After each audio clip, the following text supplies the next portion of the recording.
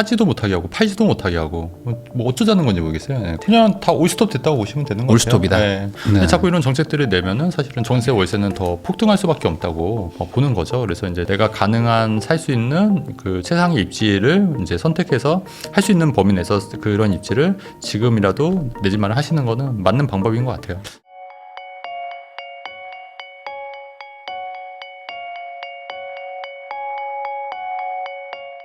안녕하세요. 부익남TV의 부익남입니다. 오늘은 미래를 읽다 최진곤 대표님 모시고 최근 부동산 시장에 대해서 이야기 한번 나눠보도록 하겠습니다. 대표님 안녕하세요. 네, 안녕하세요. 반갑습니다. 네. 네, 또 그 저번에 나오신 이후로 또 10, 15대 책 터지고 맞아요. 벌써 한 2, 3주 정도 지났습니다. 네네. 그래서 지금 시장이 뭐 얼어붙었다 이런 네네. 얘기들 나오는데 또 실제로 현장에서 또 상담도 하시고 또 뭐 거래도 하시니까 네네. 지금 분위기 어떤지 한번 얘기해 주시면 좋을 것 같아요. 그냥 다 올스톱 됐다고 보시면 되는 거예요. 올스톱이다. 네, 그러니까 뭐 사이드카인가요? 사이드카? 그 왜 주식 시장에서 이렇게 너무 많이 오르면 너무 많이 떨어지면 사이드카 발동하잖아요. 네, 지금 그 상황이지 않을까. 그래서 이제 지금 다 멈춰 있는 상태고 상담도 확실히 이제 많이 줄었고요. 그다음에 이제 주로 상담 이제 오셨던 분들 중에 좀 기억에 남는 분들이 강남이랑 이제 목동에 이제 재건축을 2개를 갖고 있는 거예요. 근데 이제 그 재건축이다 보니까 이번에 이제 목동 같은 경우도 이제 투기과열지구가 전에 아니었다가 투기과열지구가 돼버리니까 이게 이제 그 관리처분 인가가 이제 5년 이내에 둘 다 나버리면 이제 하나는 이제 현금 청산 당하는 그런 그렇죠. 상황이 되는 거예요. 부랴부랴 이제 이걸 어떻게 풀어야 되나 뭐 이런 문제로 또 상담 오셨던 분들도 있고 그다음에 이제 또 어떤 분들은 토지거래가 신청을 해서 또 이제 득을 했는데 네. 그게 이제 계약서를 안 썼다는 이유로 이게 지금 뉴스 언론에서 나왔지만 인정이 안 되는 거예요. 계약 전에. 그러니까 토지거래 허가를 해서 신청까지 다 됐는데 약정서 썼는데. 그렇죠. 약정서 썼는데 그게 이제 계약 전에 이제 그게 이제 투기과열지구가 돼버리니까 이렇게 되면은 이제 또 그렇게 된 문제가 뭐냐면 이제 투기과열지구가 지정이 되면은 이제 재건축 같은 경우 조합원 같은 경우에는 5년 거주 10년 보유자만 매도를 할 수 있는 거잖아요. 네. 근데 이제 그 물건이 5년 거주 10년 매도 물건이 아닌 거예요. 네. 그러면 이게 이제 재건축 지위 승계가 안 되지 않습니까? 네. 그래서 이런 문제들 때문에 굉장히 골치 아프신 분들도 있고 그다음에 이제 그 왜 8년 왜 주택임대사업자 이제 거의 끝나갔지 않습니까? 네. 그래서 이제 거의 끝나서 팔려고 했더니 골치 아프죠 지금. 네, 근데 요번에 또 다 투기과열지구로 다 지정이 돼버리니까 이거 어떻게 해야 되냐. 지금 뭐 그런 고민들이 굉장히 많으신 것 같아요. 지금 말씀해주신 임대사업자 쪽은 이제 종료는 됐고 네. 만기되면 이제 뭐 연장도 안 되는데 그렇죠. 네. 그럼 이제 팔아야 되는데 팔지 못하게 팔지 못하면은 이거 양도세 중과 그렇죠. 뭐 맞을 수도 있고 나중 되면 그렇죠. 이거 어떡합니까라는 그렇죠. 얘기들도 네. 있죠. 그렇죠. 그러니까 이게 임대사업자는 진짜 뒤통수의 연속입니다. 그렇죠. 뒤통수의 뒤통 얼얼한 정도. 다시는 안 한다라고 할 정도로 그런 분들 많더라고요 지금. 야 근데 그만큼 지금 거래가 중단되면 사실 네네. 여러 가지 부작용들이 있을 것 같은데. 네, 맞습니다. 네, 말씀하신 것처럼 네. 목동 그 케이스면은 이제 극렬 반대론자가 되시겠네요. 재건축 반대론자. 근데 이제 원래 그분은 전형적인 이제 좀 약간 그 우파. 그래도 시간을 끌어야지만 그 그쵸. 현금 청산을 안 당하니까. 네. 그래서 실제로 그러신 분들도 늘어날 것 같아요. 네. 네. 그래서 조합 설립을 좀 뒤늦게 좀 늦추려고 하는 그런 네. 움직임들도 이제 일어나지 않을까. 그러니까요. 팔기 위해서 본인들 그런 상황도 벌어질 수 있어요. 네. 어찌 보면 자기 재산을 지켜야 되기 때문에 어떤 이 또 규제가 또 급작스럽게 또 막 내일부터 적용 막 이렇게 네네. 되니까 맞아요. 사실 대응할 시간이 없었던 것도 맞습니다. 문제 네. 같기도 하고. 갑자기 막 다 지정이 돼버리니까 네. 서울뿐만 아니라 뭐 수도권 뭐 12개의 지역도 다 됐잖아요. 그러니까 네. 좀 황당한 케이스가 된 거고 특히 이제 그 금강구 노도강 같은 경우에는 이제 좀 우리 차례 좀 돼서 좀 오를만 하지 않을까 했는데 갑자기 또 토지거래 허가가 되니까 이제 그런 지역들은 지금 뭐 완전히 이제 매수세가 딱 끊겼다는 이제 기사들도 많이 있고 실제로도 지금 분위기는 지금 그런 상황이고요. 지금 이제 간간히 거래가 되는 게 이제 강남 상구랑 용산이 그러니까 지금은 오히려 강남 상구랑 용산이 더 수혜를 보는 것 같아요. 그러니까 네. 이제 예전에는 그 강남 상구랑 용산이 이제 토지거래 허가였는데 이제 지금은 전 지역이 웬만한 지역이 다 토지거래 허가다 보니까 지금 이제 동일선상에 놓여 있다 보니까 이제 강남 상구랑 용산이 오히려 이번 15의 대책에 어떤 반사 이익을 좀 얻지 않는가 이렇게 좀 보여지기도 합니다. 그러면 말 나온 김에 그 동네는 규제는 다 똑같고 그냥 대출이 4억이 줄었잖아요. 네, 맞습니다. 그러면은 순식간에 돈을 4억을 더 들고 와야지만 매수가 가능한데 그렇죠. 이 예비 매수자들 뭐 네네. 지금 시장을 뭐 이렇게 돌아다니는 분들은 네. 그 돈을 그러면 어디서 뭐 구했는지 네네. 뭐 이런 것도 좀 궁금합니다. 그 아무래도 이제 자수성 가신 분들도 좀 계시고요. 그 다음에 이제 부모님이 이제 잘 사셔서 이제 네. 좀 이렇게 대출을 활용해서 부모님하고 이제 약정서 그 대출 약정서 써서 이제 채용증 써서 뭐 이렇게 하시려는 분들도 있고 아무래도 이제 제가 볼 때는 이제 이 정책이 제가 계속 말씀드린 게 현금 부자만 유리한 정책이 될 거다 이렇게 말씀을 드렸잖아요. 그래서 네. 이제 현금 부자들이 좀 유리한 정책이 되는 거고 특히 이번에 그 반포주공 1단지 같은 경우에도 그 트리니원 있지 않습니까? 그것도 그 차익만 뭐 2, 30억 정도 예상을 하고 있는데 분양가가 이제 그 낮으니까 하는데 거기도 현금으로 이제 거의 다 전액을 내야 되니까 그게 한 현금 한 그 뭐 취득세까지 해서 한 30억 정도 있어야 되는 거예요. 근데 네. 사실 30억 정도 있는 사람들이 사실 누가 있겠습니까? 그렇게 되니까 이제 그 정도의 자금이 있는 현금 부자들이나 아니면 부자 부모를 둔 이제 자녀들이 그 수혜를 보지 않을까 그렇게 좀 생각을 하고 있는 거죠. 그러면은 결과적으로 이 정책이 뭐 그런 부작용들을 일으키지만 네. 그럼에도 불구하고 이제 정부가 이런 정책을 한 거는 너무 급등하니까 그 급등세를 좀 끄겠다라는 목적이었잖아요. 그렇죠. 그러면 그거는 어쨌든 일시적으로나마 달성은 됐다. 뭐 이렇게 봐야 되는 그렇죠. 건가요? 그러니까 일시 멈춤이 됐기 때문에 이제 그렇게 되고 있는 거고 제가 항상 말씀드린 용수철 이론 일단 누르면 누르지만 이제 다시 이제 그 큰 부작용으로 다시 튀어나올 수 있다고 말씀드렸는데 이제 그런 상황들이 이제 각각에서 나올 것 같아요. 왜냐하면 지금 아시다시피 부동산이 이제 GDP 대비해서 뭐 건설 관계나 5% 내외지만 네. 뭐 이런 여러 가지 파생 산업 다 했을 때 뭐 10에서 20% 정도 되지 않습니까? 근데 지금 이렇게 딱 멈춰 있으면은 뭐 중개업뿐만 아니라 인테리어 업체도 그렇고 이사 업체도 그렇고 인테리어 업체도 그렇고 지금 다 안 돌아가거든요. 그래서 지금 저도 상점들 이렇게 가보면은 다 지금 망해가고 있고요. 지금 경기 굉장히 안 좋습니다. 네. 굉장히 실물 경기가 지금 엄청 안 좋고 제가 이제 선배 사업하는 무역하는 선배들을 좀 만나봤는데도 지금 진짜 최악이라고. 특히 환율도 요새 많이 오르니까 수입하는 업체인데 지금 굉장히 최악이라고 뭐 거의 IMF급 문제지 않냐. 뭐 지금 이렇게 실물 경기 굉장히 안 좋아지고 있는데 지금 부동산 경기도 이렇게 안 좋아지면은 점점 더 안 좋아질 수도 있겠다. 좀 저는 그런 부분이 좀 더 우려가 되는 부분이에요. 그러면 결국에 이 상승세를 좀 막기 위해서 네. 좀 규제를 했는데 네네. 이 규제도 좀 광범위하게 했지 않습니까? 네네. 그 이유가 예전 과거 정부에서 이제 조금씩 늘려가다 보니까 계속 풍선 효과가 일어나서 네. 이번에 아예 한 번에 대규모로 묶겠다. 맞습니다. 이런 전략이었는데 네네. 이게 그래도 작동을 할 거로 보세요? 아니면은 시간이 지나면 또 다시 또 올라갈 거로 보세요? 어떻게 보세요? 당분간은 그래도 이제 갈 건데 이제 시간이 지나면 사람들이 이제 내성이 생기지 않습니까? 그렇게 따지니까 예전에 그 왜 강남 상권의 용산도 토지거래 허가가 됐다고 해서 네. 아파트 가격이 막 떨어지진 않았잖아요. 오히려 이제 왜냐하면 매물이 없어지기 때문에 왜냐하면 전세 낀 매물이 사라지다 보니까 실주하는 매물만 있어야 되기 때문에 매물이 없다 보니까 이제 매수세는 많다 보니까 가격이 떨어지지 않거든요. 그래서 이제 핵심 지역 위주로 가격이 떨어질 것 같지는 않은데 이게 이제 저는 그래도 좀 당분간 좀 이어질 것 같다는 좀 생각은 들어요. 네. 그 당분간 이어지는 그 네. 원인도 중요할 것 같은데 네. 그래도 매수자분들이 기다리면 좀 빠지겠지라는 생각에 좀 약간 관망으로 갈 건지 네. 아니면은 그냥 단순히 그냥 돈이 갑자기 이제 대출이 막히니까 네네네. 돈을 구하는 시간을 좀 벌어야 된다든지 뭐 어떤 그 이유 두 가지 때문일까요? 요인이 다 작용될 것 같아요. 그리고 이제 내가 이제 1주택에서 갈아타려고 하시는 분들은 내 집도 팔려야 되는데 네. 내 집 팔기도 이제 여의치 않고 내가 이제 뭐 전세나 월세를 살면서 집을 세놓은 상태로 팔 수가 없지 않습니까? 그러니까 세입자를 내보내고 팔아야 되니까 이제 그런 시간도 좀 필요하고 또 이제 돈도 또 구해야 되는데 사실 뭐 사업자 대출이나 뭐 대출이 다 막혔고 특히 이제 25억 이상은 또 2억밖에 대출이 안 나오다 보니까 뭐 방법이 없는 거죠. 그래서 이제 좀 관망하는 사람들이 좀 늘어나지 않을까. 그다음에 지금 뭐 실물 경기도 굉장히 안 좋고 환율도 지금 많이 오르고 있지 않습니까? 그래서 네. 이제 그런 부분 때문에 지금 좀 불안불안하다 좀 이러신 분들도 계신 것 같아요. 그러면은 그 말씀해 주신 거를 들으면은 네. 사실상 지금 부동산 시장에 어쨌든 직격탄을 줄 수 있는 강력한 규제가 이제 터진 것도 맞고 맞습니다. 그러면은 매수하기도 더 힘들어진 것도 맞는데 네. 그럼에도 불구하고 가격이 올라갈 수밖에 없다. 네, 예를 저는- 올라갈 것 같다라고 말씀하시는 거는 뭐 그래도 사람들이 집 사는 걸 포기하진 않을 것이다. 그렇죠. 이제 매물 자체가 없고요. 지금 이제 그다음에 아시다시피 이제 재건축 같은 경우 투기가일 지구 같은 경우에는 5년 거주 10년 보유 1주택자만 이제 매물을 내놓을 수가 있는 거예요. 그래서 네. 재건축 단지들도 보면 매물이 아예 없어요. 지금. 그러니까 사고 싶어도 살 수가 없는 거고 그나마 이제 입주 물량이 있는 지역들은 조금 물량이 있는데 지금 다 돌아다녀 보시면 아시겠지만 살 수 있는 매물이 거의 없다고 보시는 게 맞아요.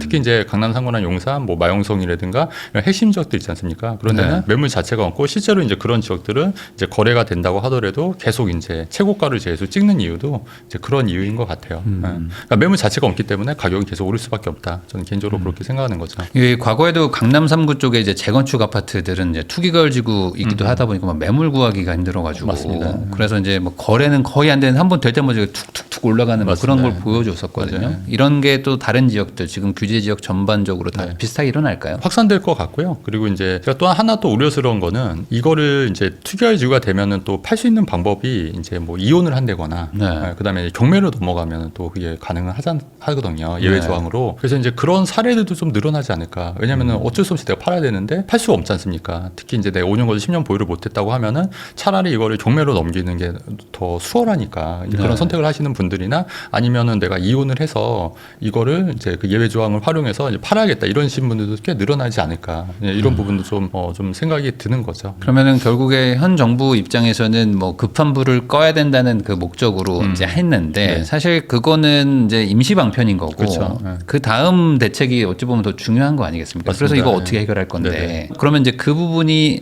애매하면 이 규제를 또 풀 수가 없는 거잖아요. 그렇죠. 예. 네. 그럼 이거 생각보다 좀 오래 갈 거로 보세요. 오래 갈 수도 있는 게 지금 뭐 정부에서 마땅한 대책을 내놓을 수 있는 게 없어요. 특히 이번에 그 3기 신도시 같은 경우에도 공공임대 LH가 시행사가 돼서 네. 이제 공공임대로 공급을 하겠다는 얘기가 나왔잖아요. 그러니까 이제 3기 신도시 청약을 노렸던 분들도 이제 그게 내 집이 아니라 이제 임대라고 하면은 사실은 그런 수요는 많이 떨어질 거로 보여지고요. 그리고 이제 막상 사실 공급할 유휴부지 활용해서 뭐 집 짓겠다 뭐 이런 얘기도 많이 나왔었는데 그게 사실 현실적으로 이렇게 공급이 많을 수가 없지 않습니까? 그러면 사실은 이제 재건축 재개발을 빨리 활성화시켜서 공급을 늘려야 되는데 그거는 또 서울시에서는 또 그렇게 오세훈 서울시장은 그렇게 하고 싶어 하는데 이제 정부에서는 또 그거랑은 좀 반대되는 시각을 갖고 있는 거잖아요. 거기다가 마찬가지로 재건축 초과이익 환수도 여전히 지금 묶여 있는 상황이기 때문에 아무래도 이런 공급은 이제 쉽게 나올 것 같지는 않아요. 그렇기 보니까 사실 마땅한 대책이 없기 때문에 저는 집값이 잠시 눌려있지만 이게 더 폭발적으로 더 늘어나지 않을까. 거기다 또 하나 더 말씀드리면 지금 돈을 굉장히 많이 풀고 있어요.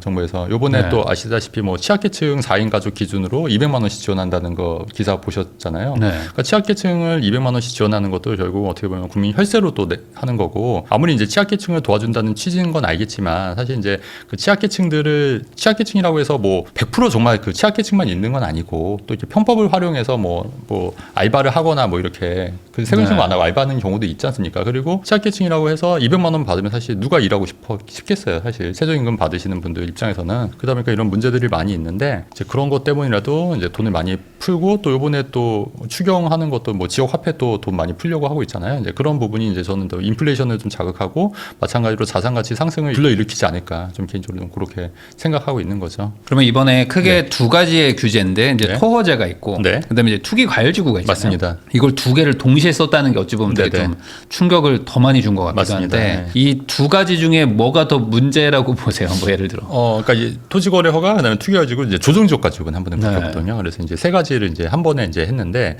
아무래도 투기가지구가 제일 문제죠. 투기가지구 같은 경우에는 아까 말씀드렸듯이 이제 재건축 같은 경우에는 이제 조합원 지위 승계가 안 되는 물건들 이제 네. 5년 거주 10년 보유가 아니면 그다음에 재개발 같은 경우에 이제 관리처분 인가 이후에는 아예 매물을 팔 수가 없어요. 그러니까 그런 매물도 이제 할 수가 없는 거고 그게 이제 강남 3구뿐만 아니라 뭐 영등포 재건축이라든가 뭐 신길 뉴타운의 뭐 그쪽에 뭐 근처에 있는 재건축이라든가 네. 뭐 다양한 재건축 재개발 물건 많이 있잖아요. 흑성 뉴타운이라든가 이런 쪽에 있는 물건들도 사실은 이제 잠기는 효과가 있는 거기 때문에 아무래도 이런 매물 공급에 있어서 이제 줄어들다 보니까 이제 매물 구하기가 점점 더 힘들어지고 그런 게 이제 가격 상승으로 요인이 되는 거고 또 하나 아까 말씀드렸던 게 투기과열지구 같은 경우에는 5년 재당첨 제한이 걸리는 거니까 네. 그러니까 내가 두 채를 갖고 있는데 한 채는 이게 관리처분인가 두 개가 이제 5년 이내에 나면 하나는 현금 청산이 되는 거잖아요. 네. 그럼 상당히 이제 좀 골치 아픈 상황이 발생하게 되니까 아직 요 부분도 모르신 분들 많이 계세요. 이런 부분 때문에라도 뭔가 좀 빨리 이제 좀 정리를 하셔야 되는데 근데 아시다시피 또 문제가 뭐냐면은 이제 양도세 중과 문제도 있잖아요. 네. 그게 이제 내년 5월 9일까지가 또 유예가 됐긴 했는데 그 안에 처분하면은 이제 그나마 이제 중과는 피할 수 있는데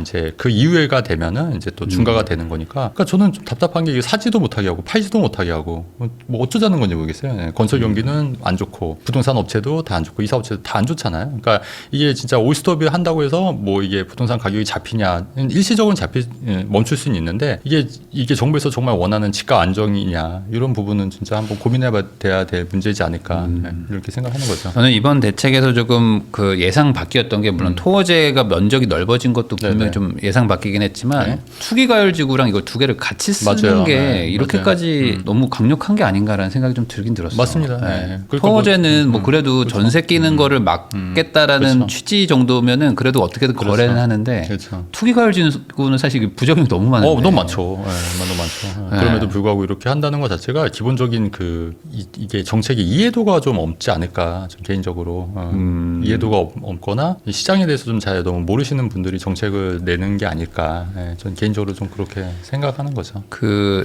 말씀하신 것처럼 그 공급을 좀 촉진을 하겠다라는 네네. 어떤 정부의 방향성이 느껴졌었는데 이렇게 투기과열지구가 되면은 네. 지금 뭐 이주비도 그렇고 그렇죠. 말씀하셨던 네. 것처럼 지금 아마 재당첨에 걸리는 분들은 갑자기 네네. 지난주까지만 해도 이제 재건축 하다가 네네네. 갑자기 반대하시고 막 그럴 수 이러실 있죠. 수 네, 있단 그럴 수 말이에요. 있죠. 네. 그럼 더 공급이 늦어지는 거예요. 그렇게 되면은 아무래도. 그러면은 거꾸로 이런 부분들을 이제 뭐 뒤늦게라도 네. 좀 예측을 못했다면은 네네. 풀 수도 있는 거 아니냐 이런 얘기들도 좀 있어요. 그거는 이제 정부의 선택을 사실 제가 어떻게 뭐 판단할 게 아니니까 사실 잘 모르겠어요. 어떻게 될지는 모르겠지만 가급적 이런 규제를 좀 풀어야지 부작용이 좀 덜하지 않을까. 아까 말씀하신 대로 뭐 토지거래 허가는 그렇다 하더라도 뭐 투기과열 지구라도 그냥 푸는 게 맞지 않을까. 저는 좀 개인적으로 좀 그렇게 좀 생각하는 부분이 있어요. 왜냐면 아까 말씀하셨듯이 투기과열 지구는 부작용이 너무 커요, 진짜. 그 매물 감소의 효과도 너무 크고 그래서 이제 그런 거는 조금 좀 풀어야 되지 않을까 생각합니다. 그러면 만약에 현 정부가 지금의 기조를 보면은 네. 뭐 규제를 푼다기보다는 다음번 대책으로 뭔가 세금을 좀 조정한다든지 뭐 네. 이런 식으로 지금 방향성은 그 발표를 한 게 있는데 네네. 그 구조 쪽으로 계속 간다면 어떤 일이 일어날 거로 좀 그 보십니까? 뭐 말로는 이제 거래세를 좀 완화하겠다. 그다음에 네. 이제 보유세를 올리겠다 하는데 이제 거래세를 실제로 얼마를 완화할지는 좀 두고 봐야 될 문제인 것 같고요. 그다음에 자꾸 이제 미국과 비교를 많이 하잖아요. 우리나라 그 보유세 관련해서 미국보다 훨씬 낮다 이렇게 말씀하시는데 사실 미국은 아시다시피 그 상 가격으로 보유세를 매기는 거예요. 그러니까 네. 그게 뭐 10억에 샀으면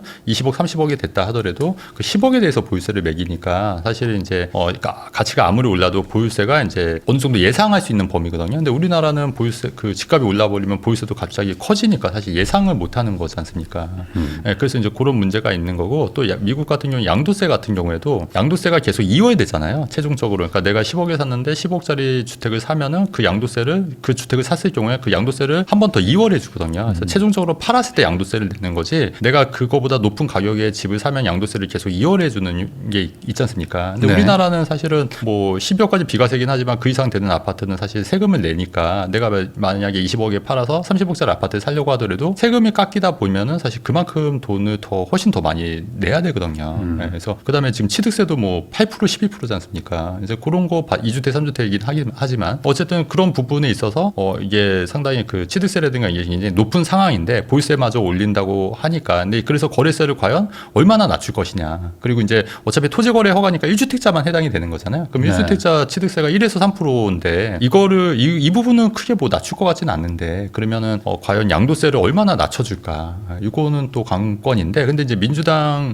전반적으로 이제 민주당의 이제 정책을 내시는 분들이 양도세에 대해서는 굉장히 좀 엄격하시잖아요. 불로소득이라는 생각이 굉장히 강하기 때문에 그래서 양도세를 어느 정도 낮출까 했을 때 저는 그냥 언발의 오줌 누기가 되지 않을까 개인적으로 좀 그렇게 생각을 해서 양도세가 크게 낮아질 것 같지는 않을 것 같아요. 네, 그러면은 양도세는 낮아지지 않고 네. 그러면 보유세는 올라가는 구조로 갈 확률이 높다는 거죠. 과거 같이. 네. 근데 그렇게 되면 이미 과거에 한번 그 경험이 있기 때문에 네네. 이게 거래도 안 되고 네. 뭐 집값이 잡히는 것도 아니라는 효과를 알지 않을까요? 뭐 정부 정책을 지금 세우는 분들이 이게 효과가 있지 않다는 거는 이미 뭐 한 네네. 4, 5년 전에 이미 경험을 한 건데 뭐 수십 년 전도 아니고. 근데 이제 알았으면 애당초 이런 정책을 안 냈을 것 같은데. 그러니까 이런 정책을 낸다는 것 자체가 이번에 또 이성균 차관님 또 바뀌시잖아요. 네. 그래서 다른 분이 누가 취임할지는 모르겠지만 이런 부분은 인지하시고 좀 정책을 좀 정교하게 좀 내시면 좋을 것 같다는 좀 생각이 드는데 사실 저는 이렇게 크게 기대는 안 하는 편이에요. 그러면은 결국에 이번에 그 지금 또 하나 이슈가 되는 게 좋다. 그럼 잠깐 단기적으로 이제 일시정지 시킨 거는 알겠는데 네네. 그럼 결국에 유의미한 공급을 뭔가 보여줘라. 네네. 이런 걸 지금 시장에서 지금 기대하는 하고 있는 것 맞습니다. 같아요. 그러면 이 공급 대책 뭐 97 대책이 나오긴 네. 했지만 사실 네. 좀 너무 좀 약했었고 네네. 뭔가 유의미하게 공급이 될 것 같다는 그러니까 소위 말하는 공급 좀 확대 정책 네네. 이번에 좀 나올 수 있을까요? 어떻게 보세요? 근데 현실적으로 나올 수 있는 게 있을까요? 뭐 재개발 재건축 쪽에서 좀 전향적으로 규제를 푼다든지. 재건축 환수를 폐지한다거나 그런 네. 인센티브를 줘서는데 그거를 이제 서울시에서 지금 하고 있는데 네. 지금 아시다시피 그 서울시 오세훈 서울시장은 국민의힘이고 민주당은 민주당 정부에서는 이제 민주당이다 보니까 서로 이제 이게 서로 반대되는 세력이다 보니까 서울시에서 추진하는 정책을 밀어주진 않을 것 같다는 생각이 드는 거예요.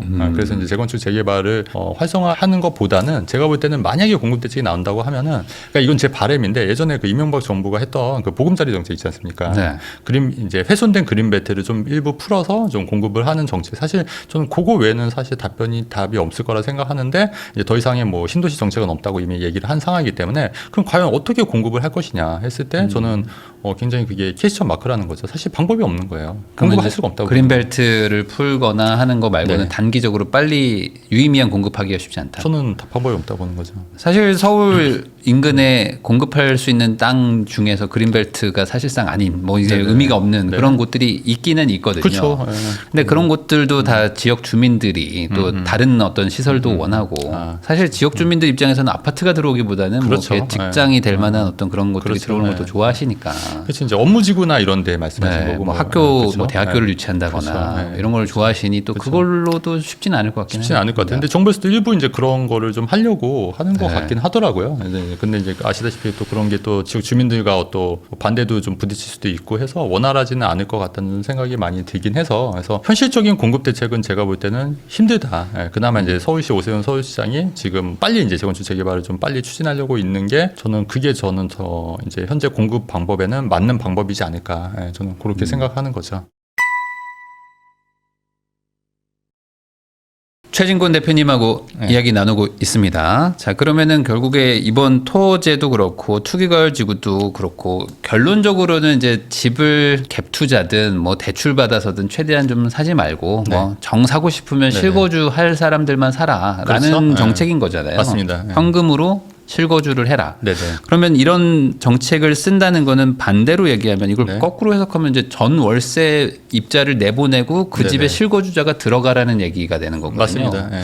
그럼 이런 상황이 계속되면 전월세 시장은 안 좋을 것 같은데 어떻게 보십니까? 왜 지금도 뭐 전세 매물도 많이 없고요. 월세도 매물도 많이 확실히 많이 오르고 있어요. 전월세 가격도 많이 오르고 있어서 지금 이제 계속해서 전월세는 오르고 있는 상황이고 제가 이제 문제가 되는 게 사실 이제 매매값보다 전세 월세가 오르는 게 사실 서민들한테는 더 직격탄이거든요. 네. 사실 그 부분이 있어서 그래서 아무래도 이런 정책들이 뭐 말로는 이제 서민들을 위해서 지금 정책을 낸다고 하지만 사실 실제적으로 가장 큰 피해를 보는 분들이 사실은 그 무주택자 서민들이라고 저는 생각하거든요. 그래서 이제 그런 분들도 사실은 또 대출 규제에 막혀서 집을 살 수도 없는 상황이 되기 때문에 그런 높은 주거비를 부담하고 계속해서 거주하는 수밖에 없는 거고 전월세 가격은 계속 오를 수밖에 없다고 저는 판단하고 있습니다. 그러면 이게 과거 정부들을 보면은 네. 전월세 시장이 올라갈 때가 어찌 보면 더 좀 압박감을 많이 느끼거든요. 맞습니다. 왜냐면 매매가 올라가는 거는 뭐 그렇죠. 그래도 어쨌든 전월세 시장은 안정화가 되는 거이기도 하니까. 네. 근데 지금 이 정책이 없었어도 내년 전세 문제 많다 뭐 이런 맞습니다. 얘기도 있었는데 네. 이게 좀 더 가속화시킬까요? 그럼요. 더 가속화시키는데 근데 지금 얘기가 나오는 게 333 나오고 있어요. 네. 그러니까 그거를 2+2가 아니라 아예 3년 3년에서 최대 9년까지 연장을 하겠다. 그러니까 지금 오히려 규제를 더 강화하는 입장으로 그러니까 이런 식으로 정책을 자꾸 입법 예고가 됐었고 이제 하려고 했는데 어쨌든 그거는 좀 아직 통과가 되진 않았지만 네. 자꾸 이런 정책들을 내면은 사실은 전세 월세는 더 폭등할 수밖에 없다고 보는 거죠. 그래서 이제 전세 월세가 이제 뭐 홍콩이나 진짜 그 맨하튼이나 이런 데처럼 전월세 가격이 어마어마하게 오를 것 같고요. 또 이제 그런 걸 또 캐치해서 그런지 모르겠지만 외국 회사들이 우리나라 그 월세 시장에 되게 눈독을 들이는 것 같더라고요. 네. 외국 기업들이 아무래도 이제 이런 트렌드를 이제 보고 또 월세 시장이 많이 오를 것 같으니까 이제 외국 기업들이 이제 많이 이제 이런 데 눈독을 좀 들이고 있는 그런 상황인 것 같아요. 그래서 세입자분들은 이제 예전엔 집주인한테 냈으면 이거를 기업한테 내야 되는 그런 형태가 될 수 있다고 보는 거죠. 그 부분에 대해서도 보통은 이제 잘못 오해하고 계시는 게 있더라고요. 그러니까 집주인들한테 뭐 세금을 부과하거나 막 이렇게 네. 되면은 네네. 그분들이 이제 싸게 팔 것이다라고 생각하시는데 요 사이에 만약에 기업이 들어오게 되면 네네. 그 물건들을 기업이 가져가거든요. 그럼요. 네. 그리고 나서 결국에 전월세를 주게 되기 때문에 네. 훨씬 높은 가격으로 되는 거죠. 기업들은 자금력이 강해서 그렇죠. 이 집주인들은 뭐 돈이 부족하면 갑자기 뭐 월세를 싸게라도 내놓지만 그렇죠. 이분들은 그냥 공실로 둬버리니까. 그렇죠. 네. 매물이 더 부족해질 수 있는 거예요. 네. 그래서 아까 말씀하신 공실 문제 있지 않습니까? 네. 제가 전에도 제가 지적을 했듯이 이게 2+2다 보니까 이제 일시적 1세대 2주택 같은 경우에는 이제 3년 이내 팔아야 되는데 2+2다 보니까 이제 3년을 맞추기가 힘든 거예요. 네. 그러다 보니까 이걸 비과세로 3년 이내 팔기 위해서 공실로 놔두시는 분들이 굉장히 많이 많아졌어요. 그러면 이제 공실로 남겨두면은 이게 또 전월세 물량에서 빠지는 거니까. 네. 그래서 전월세가 더 가격이 오를 수밖에 없는 구조를 제가 계속 만들고 있는 거죠. 근데 그거를 또 3% 3% 하게 되면은 더 폭등할 여지가 있다. 그래서 그거는 절대 하면 안 된다. 이렇게 좀 말씀을 드리고 싶어요. 지금 이런 케이스가 꽤 많거든요. 실거주자들이 사실상 뭐 이제 뭐 다른 사유 때문에 뭐 지방에 일을 하러 뭐 가시거나 아니면 네. 아이들 다 키워가지고 뭐 잠깐 좀 딴 데로 가서 그러니까 1주택자이신데 자기도 전세 주고 딴 데 가서 뭐 전월세 사시는 분들이 있잖아요. 맞습니다.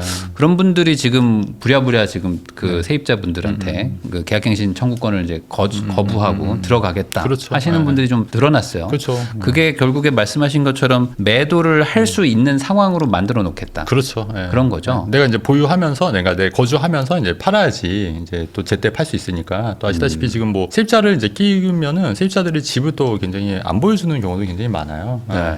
그래서 이제 집을 못 파시는 분들도 많이 계시거든요. 이제 그럴 바에는 내가 들어가서 집을 팔겠다 아니면 그냥 공실로 남겨두고 집을 팔겠다 뭐 이러신 분들이 늘어날 수밖에 없는 거죠. 이제 그런 요인들이 저는 계속 전세값이나 월세 가격을 계속 올릴 수밖에 없는 요인들로 저는 판단을 하고 있는 겁니다. 네. 저한테도 사연이 하나 들어왔는데 고1 키우는 집인데 네. 이제 고1이니까 이제 고2로 넘어가는 거잖아요. 네네. 내년에. 근데 갑자기 집주인이 그 1월 만기인데 미안하다고 들어가겠다고 네. 해가지고 그런 좀 어떻게 해야 되냐 하는 사연이 또 있었어요. 그렇죠. 그러니까 이런 케이스가 앞으로 점점점 늘어나지 않을까. 그렇죠. 이제 그런 지역들은 이제 이왕이면 학군지 있지 않습니까? 네. 학군지에서도 그래 버리면 이제 굉장히 낭패를 볼 수가 있는 거죠. 왜냐하면 내가 고등학교 학원이나 이런 게 다 있는데 네. 학군지에서 만약에 그렇게 되면은 계속 이제 거기서 고등학교를 보내고 해야 되는데 입시 준비를 해야 되는데 또 이사를 가야 되는데 마땅한 또 물건이 없으니까 또 가격은 또 천정부지로 치솟을 거고 그래서 이제 굉장히 좀 어려워질 것 같아요. 그러면 이런 것들이 예고가 돼 있다면 네. 정부도 이거를 모르진 않을 텐데 네. 그러면 정부가 할 수 있는 대책은 뭐라고 보세요? 그러니까 이런 대책을 정부 할 수 있는 대책이 제가 그러니까 없는 것 같아요, 진짜로. 예전에는 이거를 네. 하도 이제 전세 올라가니까 네. 뭐 난리가 나니까 전세자금 대출을 해주면서 우선은 돈을 빌려줬잖아요. 우선 올려주고 네네. 들어가 살아라. 근데 이제 지금은 전세자금 대출도 좀 막는 그렇죠. 분위기니까. 지금 전세자금 대출도 이제 DSR에 포함시킨다는 것 이미 시행이 됐죠. 그다음에 네. 이제 전세금 같은 경우에도 내가 집을 사고 이제 3억 정도의 집을 사면 또 전세자금 대출이 회수가 되는 그런 걸로 또 바뀌었어요. 그러니까 네. 이제 그것도 사실은 이제 굉장히 어려워진 거고 정부에서 할 수 있는 건 아마도 제가 볼 때는 3+3+3을 더 주장하지 않을까. 그러니까 이렇기 때문에 전세나 월세를 안정화시키기 위해서 임대 기간을 더 늘리겠다 이런 논리로 오히려 더 규제를 강화하지 않을까. 저는 개인적으로는 오히려 보면 그렇게 생각하고 있어요. 그러면 333은 아니더라도 예를 들어 투폰 하나만 더 줘도 그러니까 네네. 투투투로 예, 예. 그렇게 될 가능성도 있을 것 같아요. 그렇게 되면은 더 왜곡되는 거. 더 왜곡되죠. 예, 누가 그거를 그 6년까지 그걸 기다리겠어요. 2년 하고 내가 실거주 하거나 이런 식으로 하거나 아니면 뭐 그냥 진짜 비워놓고 뭐 잠깐 자기 뭐 월세 살더라도 뭐 잠깐 왔다 갔다 하면서라도 그렇게 살 수도 있겠죠. 그러면은 결론은 이래나 저래나 지금 전월세 시장 쪽은 뭔가 방법이 별로 안 보이는 상황이다 이렇게 이해를 하면 될까요? 맞습니다. 그 공급을 뭐 당장 할 수 있는 것도 아닌데 네, 네. 그러면은 결국에 갈 곳은 뭐 네. 아파트가 계속 비싸지면 네, 네. 상대적으로 그 아파트 전세금 빼면은 옆에 오피스텔이나 빌라는 갈 수 네, 네. 있잖아요. 네, 맞습니다. 금액대가 네. 올랐어도 네네. 그러면은 좀 세입자분들 네. 이런 분들이 그 집을 아파트에 사시다가 뭐 네네. 작은 평수로 가시거나 네. 뭐 비아파트 쪽으로 네네네. 가면서 이렇게 좀 풍선효과. 네, 그렇게 될까요 이번에도?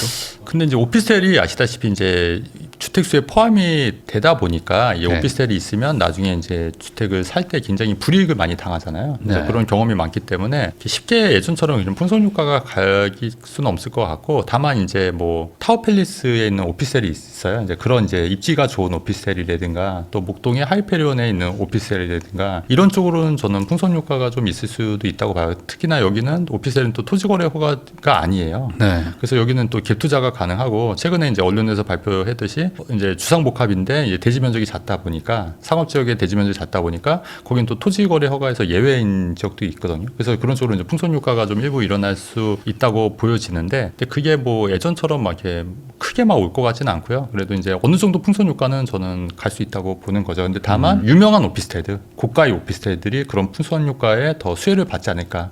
저는 개인적으로 그렇게 생각하는 거죠. 그러면은 과거 같은 경우에는 전세가가 올라가고 하면서 이제 소위 말하는 전세가 매매를 밀어 올린다 뭐 이런 얘기들이 있었는데 지금은 전세가율이 뭐 그렇게 높은 건 아니어서 그렇죠. 이렇게 전세가 상승이 예고나 예견된다면 뭐 그게 집값을 올린다 이렇게까지 생각하는 건 좀 너무 과한가요? 아니요. 그거는 충분히 갈 수 있는 게 그러니까 전세 비율이 지금 한 40-50%인데 이게 만약에 진짜 60% 70%까지 오르게 되면은 차라리 전세 살 바에는 그냥 내 집 마련을 해야겠다 이런 수요가 분명히 존재할 수 있거든요. 네. 네, 근데 이제 문제가 뭐냐면 대출이 안 나오니까 이게 또 쉽게 못 살 수 있는 거예요. 그래서, 네. 그래서 이제 그런 데는 아무래도 이제 15억까지는 또 6억까지 대출이 나오다 보니까 그런 지역들은 전세 가격이 올라가면은 좀 매매 수요로도 좀 바뀔 수 있지 않을까 이렇게 생각하는 거고 고가 주택은 워낙 현금 부자들이 많이 사는 거기 때문에 전세랑 상관없이 많이 살기 때문에 물론 이제 전세 가격이 오르면 근데 지금은 전세 가격이 오른다고 해서 갭 투자할 수 있는 그런 상황이 아니잖아요. 그러다 보니까 좀 그런 지역들은 전세 가격 상승과는 좀 무관하게 이제 현금 부자들이 많이 움직이다 보니까 이제 그런 지역도 일부 이제 올라갈 수는 있지만 그러니까 15억 이하 그러니까 대출이 많이 나오는 그런 아파트들에 비해서는 상대적으로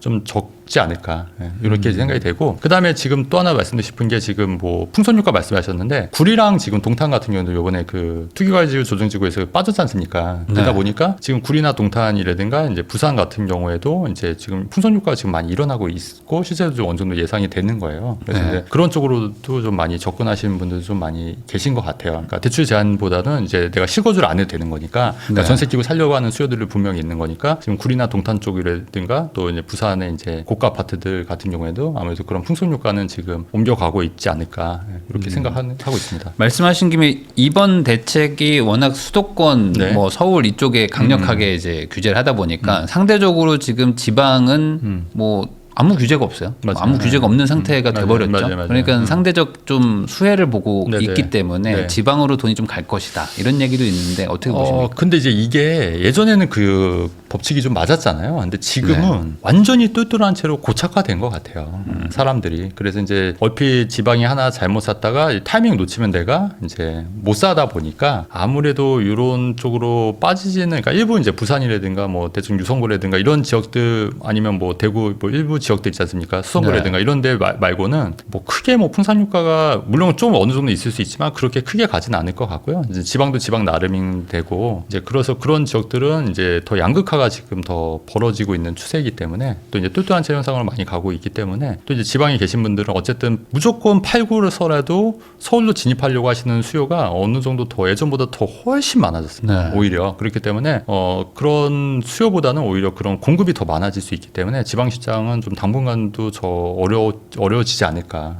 그러니까 지금 이게 문제가 뭐냐면 똘똘한 채로 계속 그 다주택자를 규제하다 보니까 이제 똘똘한 한 채가 어느덧 이제 부동산의 어떤 큰 트렌드가 돼버린 거예요. 그리고 이제 이 지금 토지거래 허가라든가 이런 게 더 똘똘한 채를 더 약화시키는 게 아니라 강화시키는 거지 않습니까? 네. 그러다 보니까 이 똘똘한 채가 더 지금 강화되고 있는 추세다 보니까 더 이게 양극화가 초양극화, 초초초 양극화가 되고 있다는 얘기가 이제 그런 이유인 것 같아요. 지금. 그러면은 현 정부의 어쨌든 뭐 지금 의견이 네. 지금 거래세를 낮추고 그다음에 이제 뭐 규제도 이제 주택 수가 아니라 이제 네. 총액으로 뭐 하겠다는지 네. 약간 네. 이런 네. 식으로 약간은 좀 다주택, 수정해야죠. 약간은 다주택 규제를 좀 완화시키는 쪽으로 네네네. 개수보다는 뭐 네네. 금액으로 그렇죠. 이렇게 되는 네. 식으로 간다면 네. 지금의 똘똘한 한 채의 분위기가 좀 누그러질 수도 있지 그렇죠. 않을까요? 그나마 좀 누그러질 수 있다고 판단하는 거죠. 네, 그나마. 근데 이제 그거를 다주택자를 이렇게 범죄자 취급했던 현 정부에서 현 민주당 정권에서 과연 그런 정책을 낼까는 게 저는 일단 캐치션 마크고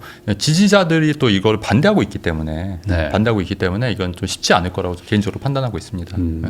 그러면 이렇게 되면은 예를 들어 전월세 쪽에서는 네. 지금 뭐 하락 요인이랄까요? 이런 것들이 보이지 않는다. 네. 이렇게 해석하면 될까요? 그렇죠. 지금 매매 전세 월세 다 지금 뭐 저는 폭등각이라고 보고 있습니다. 아, 폭등까지? 네네. 아 근데 이제 기준금리가 뭐 네네. 아주 낮은 건 아니기 때문에 그렇죠. 그게 그렇게 폭등까지 갈까요? 저는 지금 현 상황이라고 하면은 매물 자체가 얹고 폭등할 수도 있다고 저는 봐요. 이제 처음에는 이제 뭐 전월세부터 좀 폭등하겠죠. 네. 그러다 보면은 그러다가 이제 매매로 이제 옮겨 붙지 않을까. 저는 이제 패닉바잉이 또 한 번 일어나지 않을까. 이런 생각도 개인적으로 갖고 있습니다. 과거에는 이게 집값이 올라간다고 사람들이 생각하는 순간 그리고 이제 네. 그게 실거래가로 찍히는 순간 이젠 대출을 안 해줘도 뭐 진짜 예전에 뭐 P2P 쓰고 막 그 대부업체 써가지고 막 맞아요. 샀었잖아요. 맞아요. 그런 식으로 막 또 부모님 막 고모 돈 빌려가지고 맞아요. 사고 했는데 맞아요. 이번에도 약간 그런 식으로 갈 것 같으세요? 어떻게 네, 보세요? 근데 지금 그래서 그것도 정부에서도 지금 자금 추처를 철저히 하겠다. 그다음에 네. 그 자금 조달 계획서 있지 않습니까? 그 6억 이상은 이제 자금 조달 계획서를 써야 되는데 그거를 뭐 과거 뭐 10년까지 뭐 들여다보고 네. 있겠다. 뭐 이런 얘기가 나오고 있잖아요. 네, 그다음에 뭐 감독 기관을 또 만들겠다. 그래서 그런 얘기가 있기 때문에 이게 또 섣불리 또 샀다가 왜냐하면 이게 또 사실은 또 괜히 또 샀다가 문제 생기면 안 되니까 좀 그래서 좀 주춤해하거나 아니면 이런 걸 토대로 또 세무 상담도 굉장히 많이 늘어나지 않을까. 과연 내가 이거를 대출 받아서 사는 게 적법한 건지 이런 또 수요도 굉장히 많아질 거로 보여지는데 이것도 사실은 좀 힘들어질 수도 있을 것 같아요. 자금 조달 계획서를 좀 면밀히 들여다보기 때문에. 네. 그러면 지금 정부는 어쨌든 매수를 최대한 막겠다. 네. 그런 시그널을 지속적으로 보여주고 네. 있잖아요. 네. 그러니까 현 상태 그대로 좀 있어라. 네, 그러니까 네. 전세 사는 사람은 전세, 월세 사는 네. 사람은 그냥 월세 살고 네. 매매를 하는 사람도 그냥 뭐 팔지 말고 사지 말고 그냥 네. 가만히 있으라는 네, 네. 정책이잖아요. 사실 맞습니다. 생각을 네. 해보면. 맞습니다. 근데 이렇게 가면 결국에는 말씀하신 것처럼 눌리는 거니까 네, 네. 어디 하나 좀 열리면 이제 글로 튀어갈 것 같은데 맞습니다. 네. 어떻게 해결하죠? 그럼 이걸 어떻게 해결하나요? 다 풀어야 된다고 말씀드렸잖아요. 근데 푸는 거는 또 정치적으로 또 꺼린다면 네, 네. 방법이 없는 건가요? 없는 거죠. 없는 거죠. 아, 답답합니다. 오히려 저도. 풀어야 된다. 네. 걸자마자 풀어야 된다. 네, 지금 네. 그런 상황이 된 거네요. 아니, 저는 그렇게 저는 예전부터 규제를 하면 안 되고 풀어야 된다고 계속 주장했던 사람이기 때문에 네. 계속 부작용을 얘기했고 점점 더 안 좋아질 거라고 계속 주장을 했던 사람이기 때문에 그게 사실 점점 현실이 돼가고 있잖아요. 근데 이게 정말 심각한 문제는 뭐냐면 이게 그 거래를 죽이면은 우리나라 그 전반 산업 자체도 안 좋아지는 거거든요. 아까 네. GDP 대비했을 때도 말씀드렸고 다 그냥 죽자는 얘기거든요. 경기가 진짜 그러면은 정말 좀 진짜 큰일 날 상황이 될 수도 있다. 예. 저는 개인적으로 좀 그렇게 생각하는 거예요. 미래를 읽다 투자자문의 최진권 대표님하고 이야기 나누고 있습니다. 자, 그러면은 이번에는 또 약간 이런 얘기 한번 해보고 싶은데 지금 뭐 집값도 문제지만 사실 부동산에 워낙 자산을 많이 가지고 있는 게 한국인들이다 보니까 이 부자분들은 또 부동산을 많이 가지고 있고 네. 그러면 또 이제 부동산을 계속 규제하고 뭔가 네. 이렇게 뭔가 증세나 이런 얘기들도 계속 나오다 보면은 전반적으로 이 부자분들은 이제 자기 어떤 소유권이나 재산권에 대한 압박을 느끼는 수밖에 없잖아요. 맞습니다. 이런 상황에서 지금 뭐 기업들도 그렇고 뭐 최근 개인들도 그렇고 돈이 좀 있는 분들은 한국을 떠나서 뭐 외국에서 기반을 갖거나 하는 일들이 점점 늘어나고 있는데 그 실제 뭐 상담도 하고 하시면은 네네네. 뭐 그런 기조가 좀 느껴지세요? 굉장히 떠나고 싶어 하시는 분들이 많아요. 실제로 많고요. 그 다음에 최근에 그 기사 봤더니 그 IQ 184인가? 그 뭐 270인가 네, 그러신 네네네. 분이 지금 미국 망명을 신청했다고 그 인터뷰 영상이 있더라고요. 네. 미국 망명을 신청하면서 그 인터뷰 한 게 이게 그 사회주의 국가인 대한민국에서 살 수가 없기 때문에 미국 망명을 신청한다. 뭐 이런 네. 식으로 인터뷰를 직접 했더라고요. 그리고 실제로도 좀 이게 문의도 많아지고 있어요. 그리고 이제 근데 가장 큰 이유가 이제 지나친 세금이지 않습니까? 예, 뭐 양도세부터 시작해서 취득세, 종부세, 또 구토부유세까지 신설이 되면 또 구토부유세도 낼 수도 있는 거고 그게 뭐 그 종부세랑 뭐 어떻게 합쳐질지 모르겠지만 그 다음에 이제 또 상속세도 사실 만만치 않잖아요. 근데 사실 미국이나 뭐 캐나다라든가 그 다음에 두바이 같은 경우에는 상속 증여세가 어느 한도 내에는 없기 때문에 훨씬 이제 그런 쪽에서는 더 낫지 않습니까? 그래서 아무래도 이제 그런 분들이 좀 많이 늘어나고 있고 또 그런 거를 좀 보고 있으신 분들이 굉장히 많아지고 있는 것 같아요. 그 제 주변에도 네. 좀 준비를 해가지고 나간 분도 있고 지금 준비를 하고 있는 분들도 있는데 결국에 이게 그 말씀하신 것들처럼 그러니까 번 거에 이제 얼마를 내라. 네네네. 이제 그게 이제 어느 정도까지는 낼 수 있는데 그쵸. 뭐 예를 들면 50%를 내라든지 이렇게 되면은 그거를 가만히 내기가 이제 쉽진 않죠. 개인적인 그렇죠. 입장에서 봤을 그렇죠. 때는. 그러다 보면은 이걸 어쨌든 이제 방법을 찾아가지고 그렇죠. 세금을 절세하는 방법을 찾을 텐데 그게 한국 내에서는 해결이 안 되는 이제 이민을 선택한다. 이렇게 뭐 해석하면 되는 거겠죠. 그렇죠. 그렇게 되는 거고. 근데 사실은 아시다시피 우리나라가 살기 정말 좋은 나라거든요. 네. 저도 뭐 캐나다에서도 한 달 살아보기도 했었고 여러 외국 많이 다녀보고 또 미국도 갔다 와보고 했는데 우리나라처럼 진짜 편리하고 좋은 나라가 없어요. 진짜로. 왜냐면 나가면 뭐 슈퍼마트 있죠, 뭐 병원 가깝죠, 뭐 바로 진료 받을 수 있죠. 근데 사실 미국은 감기만 걸려도 한 일주일 이후에 가야 된다는 거예요. 네. 그만큼 이제 의료가 잘 안 돼 있고 미국 같은 나라에서도 슈퍼마켓도 없어서 뭐 거의 뭐 1시간 차를 타고 가야 되거나 30분 차를 타고 가야 되거나 이런 편의성이 굉장히 많이 떨어지고 치안도 마찬가지거든요. 그래서 누가 뭐 우리나라 보고 해주선 하는데 절대 아니에요. 진짜 우리나라처럼 살기 좋은 나라가 없고 한번 다른 나라 한번 다 돌아다녀 보시고 그런 말씀 하셔라. 그래서 저는 정말 한국이 너무 살기 좋고 편리하고, 그런데 불구하고 뭐 돈 있는 사람만 뭐 편리하지 않냐 이렇게 얘기하시고, 뭐 재벌들은 치킨 안 먹는다고 옛날에 누가 평론가가 얘기했었거든요. 요번에 그 쟁승왕이랑 네. 치킨 잘 드셨잖아요. 쟁승왕이랑 그 어디죠? 그 깐부치킨에서 네. 그 뼈까지 발라 먹으시던데. 이제 그런 분들이 사실 다 상관없거든요. 사실 우리가 치킨을 재벌이나 일반인들도 못 먹는 거 아니잖아요. 뭐 똑같은 차 타고 다니고 뭐 3, 4평 아파트 강남이나 지방 아파트나 사실 큰 차이 없거든요. 사실은 내부는 그냥 환경이나 이제 가격이 다른 거지. 근데 그런 면에서 봤을 때 우리나라 정말 좋은 나라인데도 불구하고 떠나려고 한다는 거는 그만큼 좀 문제가 좀 심각하지 않냐.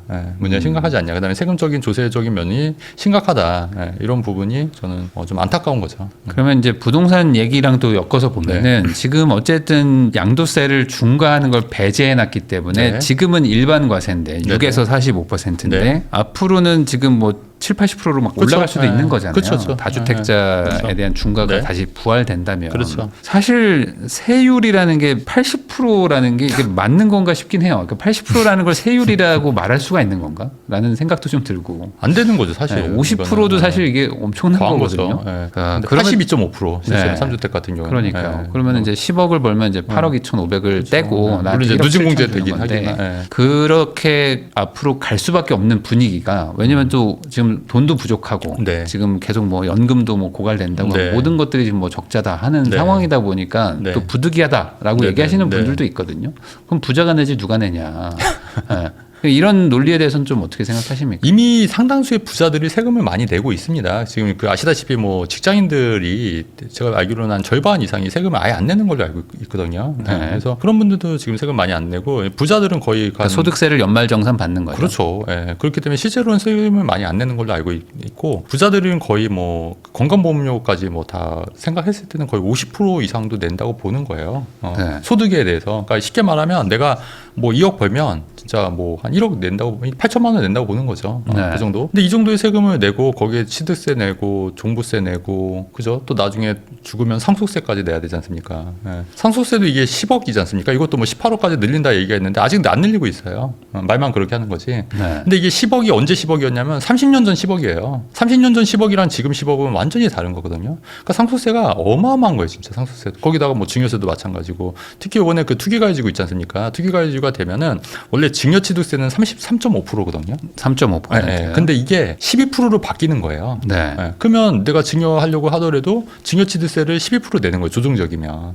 그러니까 이것도 만만치 않은 거죠. 거기에다 뭐 부담보 증여하면 또 양도소득세 또 내야 되는 거고. 그러니까 뭐 어쩌라는 건지 모르겠어요. 이러지도 못하게 하고 저러지도 못하게 하고 팔지도 못하게. 그러니까 한쪽에 다 코너로 몰아놓고 이제 보유세로 뜯어가려고 하는 거밖에 안 보인다. 한쪽으로 몰아놓고. 저는 개인적으로 좀 그렇게 생각하고 있는 거죠. 그럼 이렇게 되면 결국에 부자인 분들은 이제 또 방법을 찾고, 그게 네네. 결국에 이제 그러면은 절이 싫으면 중이 떠나라고 하니 그럼 중이 돼서 떠나겠다. 네. 뭐 미국이나 뭐 두바이, 지금 싱가포르로 네네. 많이들 네. 가시는데 네. 올해인가요? 작년에 한 2,400명 나가는데 네. 그 국외로 나간 돈이 21조라고 하더라고요. 아, 그렇죠. 그런 식으로 뭐 100억씩만 들고 가도 21조니까 그렇죠. 네. 앞으로 이게 계속될 거로 보십니까? 계속 될 수가 있죠. 예, 이게 국부 유출이 되는 거잖아요. 쉽게 말아서. 예, 네. 근데 세금 내시는 분들이 이제 떠나는 거니까. 예, 실제로 이제 그랬던 나라들이 이제 베네수엘라도 초창기 때 이제 많이 부자들이 떠나서 결국 좀 안 좋아졌는데, 예, 결론적으로 저는 충분히 그럴 수 있다고 봐요. 근데 이제 그런 문제의 심각성을 대부분의 사람들이 아직 모르는 것 같아요. 저는 그게 더 심각한 것 같아요. 이런 문제, 사회 문제에 대해서 심각성을 아직 인지를 하지 못하고 있다, 사람들이. 예, 그래서 저는 그게 문제라고 보고, 저는 그런 영향이 점점 더 커지지 않을까. 예, 그게 이제 지금 시작이지 않을까. 이렇게 대한민국 엑소덕스가 시작이지 않을까. 저는 개인적으로 그렇게 생각합니다. 단 규제가 이제 계속 된다고 하면은. 네. 그럼 반대로 이거 어떻게 해결을 해야 될까요? 규제를 풀어야 된다고.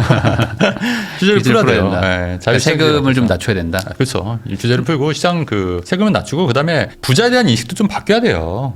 사실 부자들이 드라마 같은 데서도 보면 되게 악독하고 나쁜 놈이고 이상한 사람들을 많이 묘사를 하는데 실제 그렇지 않지 않습니까? 네. 이재용 그 회장도 얼마나 되게 친근해요, 사실은. 네. 그 실제로 그 아이폰 쓴다고 이렇게 얘기도 하고, 네. 그죠? 엄청 친근. 실제 부자들은 엄청 더 겸손하시고 친근하고 더 좋은 분들이 더 훨씬 많거든요, 사실은. 매너도 있으시고. 근데 이제 부자들이 계속 나쁜 놈, 그다음에 다주택자가 뭐 사회 악이라는 계속 이런 인식들 자체가 지금 굉장히 우리나라에서는 굉장히 병적으로 이제 굳어져 있기 때문에 그런 거를 좀 많이 개선을 해야 돼요. 미국 같은 나라에서는 진짜로 그 다주택자들을 되게 애국자라고 하는 게 임대를 공급하고 있기 때문에 아무래도 네. 그 다주택자들에 대해서 굉장히 애국자라는 인식들이 굉장히 강하다고 하더라고요. 근데 이제 우리나라는 다주택자라 하면은 저 투기꾼이라는 이미지가 강하고 인식이 강하고 다주택자라고 하면은 굉장히 좀 나쁜 사람으로 하다 보니까 저는 이런 사회 분위기도 좀 먼저 바뀌어야 되지 않을까.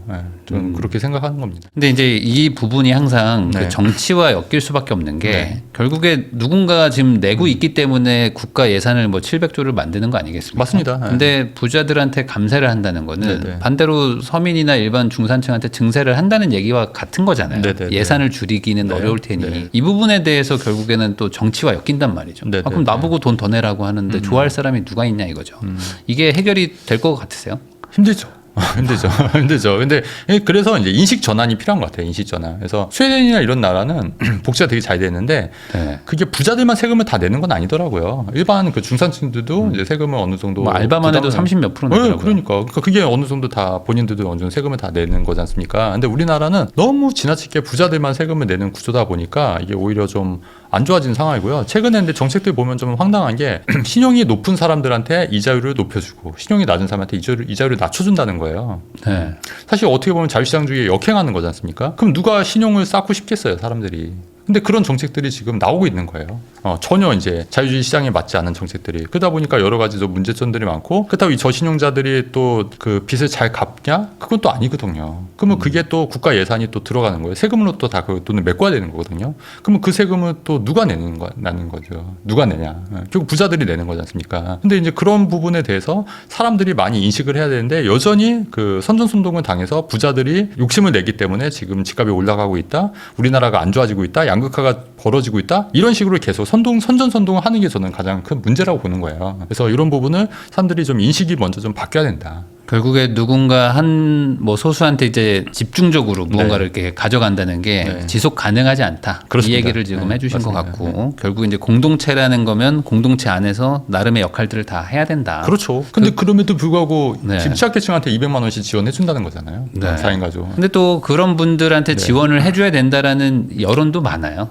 왜냐하면 또 그분들 어떻게 하냐 뭐 이런 얘기도 있는데 그것도 이제 저도 이제 공감을 하는 부분이 있는데 그러면 정말 잘 선별해서 네. 정말 취약계층 정말 이 사람은 우리 정부 그 국가에서 도와주지 않으면 안 될 분들을 해주면 되는데 실상은 그렇지 않다는 게 더 큰 문제라고 보는 거예요. 사실 그렇지 않고 재산을 빼돌린다거나 이러신 분들도 상당히 많이 알고 있거든요. 네. 그게 사실은 다 줄줄 새는 거지 않습니까? 그리고 일부러 일을 할 수 있는 능력이 되면서도 안 하는 사람들도 있을 거란 얘기죠.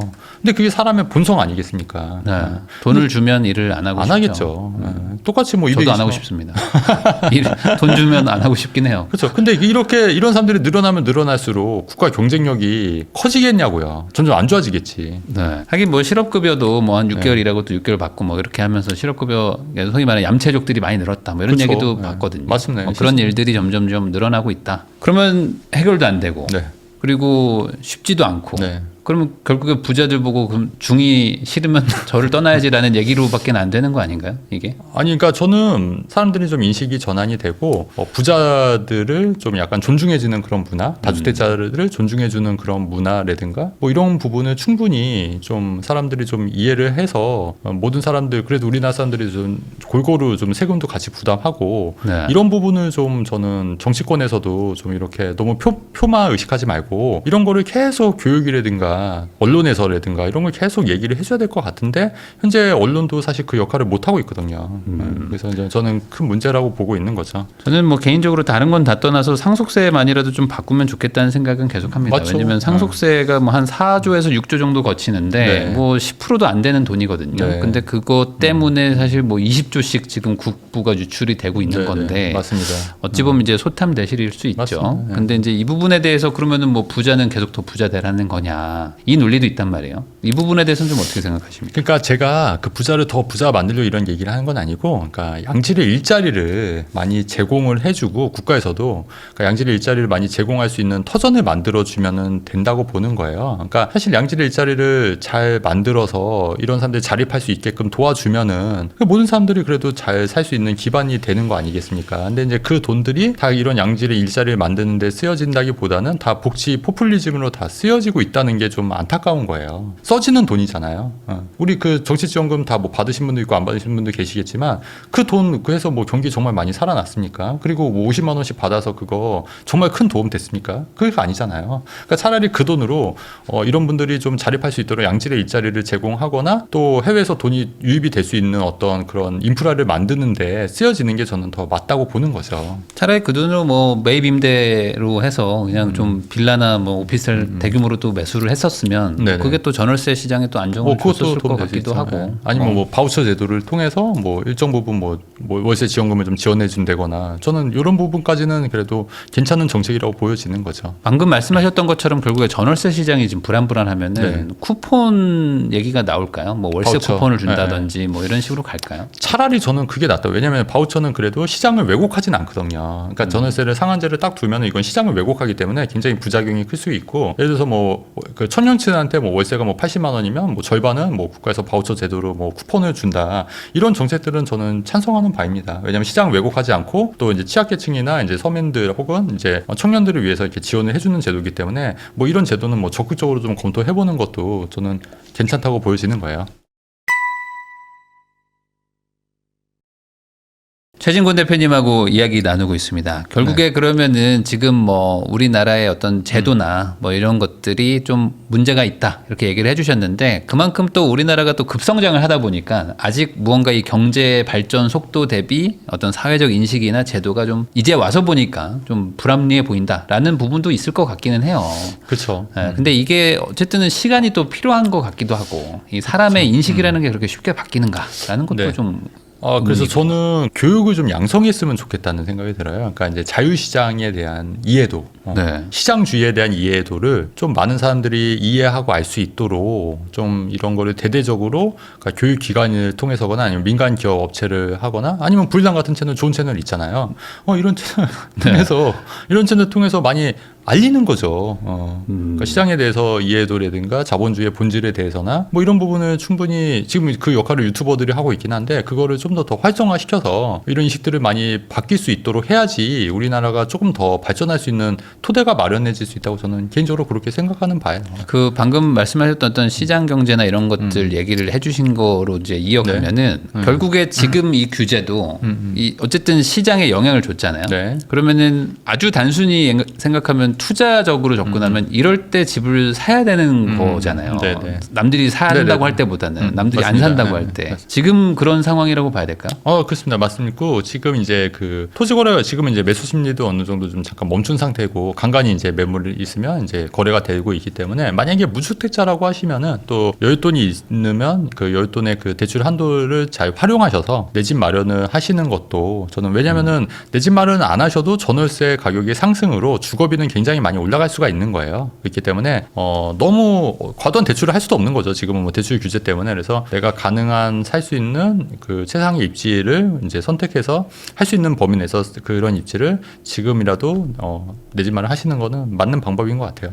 사실 생각해 보면 지금은 뭐 스트레스 DSR부터 해서 뭐 지금 대출 규제가 뭐 아주 지금 몇 겹입니까? 맞아요. 그러니까 지금은 정말 뭐 은행에서 빌려주는 만큼만 받으면 뭐 네네. 소위 말하는 영끌이라는 게 뭐 불가능한 상황이긴 그렇죠. 한데 네. 못 사는 이유 중에 가장 큰 거는 그 돈 받아서 살래니까 마음에 너무 안 드는 거잖아요. 그렇죠. 마음에 안 들어서 이게 극복이 참 어려운 것 같아요. 그렇죠. 그런데 그거를 그렇다고 해서 무주택으로 있다 보면 이게 마음에 안 드는 집들도 가격이 올라가 버리고 네. 그다음에 이게 자산 가치 상승은 이제 장기적으로는 눈을 보듯 뻔하니 그렇다고 가만히 있을 수는 없기 때문에 방법이 없어요. 그냥 눈을 낮추는 수밖에 없는 거예요. 그러니까 만약에 결혼하려고 하면은 배우자가 100% 마음에 들진 않지만 어느 정도 맞으면은 뭐 결혼을 하는 거나 마찬가지로 그래서 어느 정도 내가 눈높이를 좀 맞추면은 또 꼭 이게 뭐 100%는 아니더라도 한 70~80%는 맞으면은 또 내 집만을 할 수도 저는 있다고 보거든요.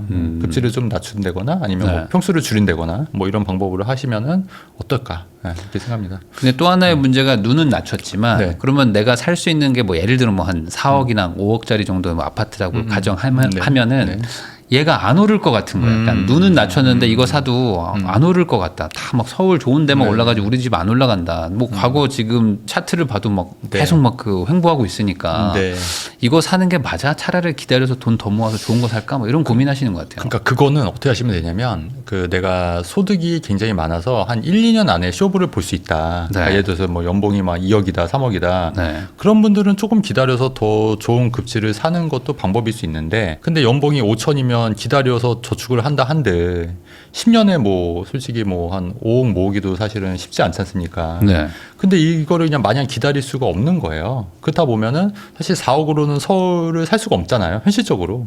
네. 그러면은 뭐 방법이 없죠. 뭐 경기도권으로 가는 수밖에 없는 거예요. 수도권 쪽으로. 근데 수도권 중에서도 이제 저평가돼 있거나 이제 가격이 어느 정도 이제 상대적으로 좀 오를 수 있는 지역들을 잘 발굴하는 게 관건일 것 같아요. 점프할 수 있는 자산을 미리 이제 만드는 것도 중요하겠죠. 물론 여기가 난이도는 굉장히 어려워요. 왜냐면 서울, 강남보다 돈이 적으면 적어질수록 이런 물건 발굴하기가 정말 쉽지는 않지 않습니까? 네. 근데 어쨌든 싸게 사면 저는 리스크는 크게 없다고 봐요. 이 부동산이 참 어려운 게 돈이 없을수록 난이도가 높아져요. 높아져요. 네. 네. 돈이 많으면 난이도가 네. 쉬워지고. 네, 맞습니다. 네. 그러다 보니까 상대적으로 돈도 적은데 네. 난이도도 어려운 시장에 네. 들어가려니 네. 그냥 힘들죠. 아예 좀 기다려보자. 뭐 어떻게 되겠지 이렇게 네. 생각하시는 분들이 많은 것 같긴 맞습니다. 합니다. 그럼에도 불구하고 지금 부동산 투자를 하는 게 맞을까요? 왜냐면 뭐 지금 뭐 주식도 있고 뭐 네네. 코인도 있고 뭐 대체제가 있으니까. 일단은 내 집이 없으신 분들은 그래도 내 집 마련은 먼저 네. 하시는 게 맞을 것 같고요. 그다음에 이제 그게 어느 정도 마련이 되셨던 분들은 이제 상급지로 가시려기 위해서는 또 자산을 불려야 되니까 아까 말씀하신 그 대체 투자도 많고 특히 뭐 해외 주식이라든가 미국 주식이라든가 이런 부분도 있고 또 저는 코인 잘 모르지만 뭐 코인 쪽도 있고 네. 그런 부분에 있어서 또 자산 증식을 할 수 있는 방법들이 많이 있으니까 뭐 그런 부분도 해야 되는데 근데 이제 무주택자가 이런 거를 다 하기에는 이제 집값이 너무 빨리 급등하거든요. 그러니까 집값이 천천히 오르는 게 아니라 어느 순간에 팍팍 오르지 않습니까? 그러니까 네. 이거를 타이밍 놓칠 수가 있는 거예요. 그래서 이제 뭐 좀 떨어지더라도 어쨌든 내 집은 있어야 되는 거니까 이거를 좀 디딤돌로 삼아서 하나 마련하는 거는 좀 빨리 하시는 게 맞지 않을까 네, 이렇게 생각합니다. 그러면은 여기서 아마 궁금하신 게 이런 걸 것 같은데 이번 규제 지역 안에 살 거냐 밖에서 풍선 효과를 노리고 살 거냐 이 갈림길이 있어요 지금. 그것도 이제 자금에 따라서 좀 달라질 것 같고 네. 그다음에 이제 저는 당연히 여유가 되시고 이제 실거주를 하신다고 하면 당연히 규제 지역 들어가는 게 맞죠. 그럼 규제 지역 안에도 올라갈 거니까. 네, 그렇죠. 규제 지역 안에서 그다음에 내 실거주가 가능하니까. 네. 근데 그럼에도 불구하고 절대 실거주를 못 하겠다. 네, 그런 분들은 여전히 이제 비규제 지역은 이제 전세 끼고 살 수 있거나 대출을 받아서 월세를 또 세팅할 수가 있는 거니까 뭐 이런 부분도 좀 서로 이제 비교를 좀 해보셔야 될 것 같아요. 이게 케이스 바이 케이스라 딱 뭐라고 답변 드리기는 좀 어렵고. 네. 그러면 요거 한번 여쭤보겠습니다. 지금 구리와 동탄 뭐 이런 데들이 지금 어쨌든 뭐 네네. 수치상으로도 튀었어요. 네네네. 좀 가격이 좀 올랐기 때문에 뭐 지금 기존에 규제했던 기준으로 보면은 거기도 네. 이제 추가 규제가 돼야 되는 상황인데 추가 규제로 이제 뭐 토어제니 투기가지구가 더 확대될 거로 보시는지 이게 좀 궁금합니다. 그러니까 이거 정말 어려운데요. 그러니까 이게 지금 여러 가지 부작용이 나오고 있고 사람들이 굉장히 좀 이렇게 볼멘 소리도 좀 나오고 있지 않습니까? 네. 여론도 좀 안 좋아지고 있고. 근데 그럼에도 불구하고 이 조정지역이나 토지거래 허가를 더 확대한다 이렇게 되면은 근데 충분히 그럴 수도 있을 것 같아요. 그러니까 사실 저는 시장을 예측을 못 하게 된 게 사실 15 대책 그 10월 15일 대책도 급작스럽게 나온 거고 사실 네. 서울 전 지역 경기도까지 토지거래 허가로 묶일 줄은 저도 예상을 못 했거든요. 그러니까 그만큼 이제 예상을 벗어난 항상 정책들이 나오기 때문에 언제 이게 또 규제지가 바뀔 수 있는 거거든요. 그래서 그래서 그런 부분이 있고 그다음에 또 하나 문제가 뭐냐면 1주택자는 그나마 무주택자에서 1주택자는 그나마 상관없는데 다주택자들은 이게 매수하고 나서 규제 지역으로 묶여버리면 네. 양도세 중과를 맞아요. 네. 네. 그렇기 때문에 이제 그 다주택자들은 정말 조심해야 돼요. 다주택자들은 내가 하나 있는데 하나 더 사서 일시적 1세대 2주택이 아닌 뭐 그런 일시적 1세대 2주택이 아닌 다주택으로 가시는 분들은 괜히 이런 데 투자했다가 중과 맞으면은 사실 남아도 남는 게 아닙니다. 네. 그죠? 괜히 자기 좋은 거 하나 뭐 네. 중과 맞아버리면 네, 답이 안 네, 나오죠. 네. 그러니까 그래서 그것도 있고 그다음에 새로 사는 것도 중과가 되니까 조정적이 되면은 그래서 이제 그게 82.5% 내고 부동산 투자하는 거는 사실 아니지 않습니까? 그래서 네. 그런 부분은 좀 아닌 것 같아요. 네. 방금 말씀해 주셨는데 일시적 2주택자들이 그 좀 비과세 노려보려다가 이번에 둘 다 토어제 묶여가지고 지금 골치 아프신 분들이 맞아요. 그런 분들 생겼어요. 있어요. 이런 네. 분들 지금 어떻게 해야 되는지 궁금합니다.